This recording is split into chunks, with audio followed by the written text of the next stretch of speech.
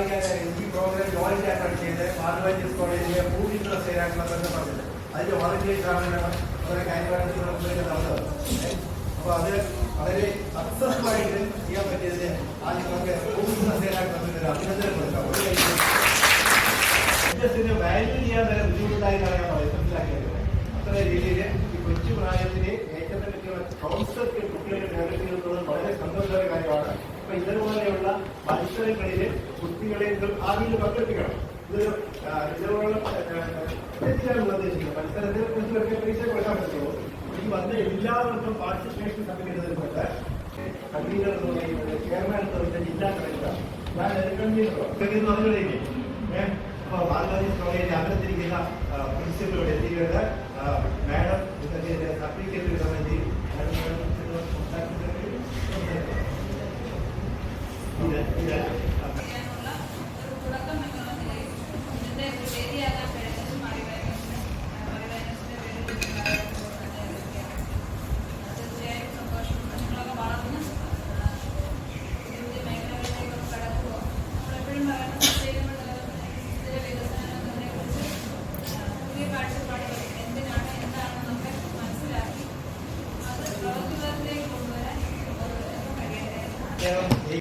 HSS വിഭാഗമാണ്.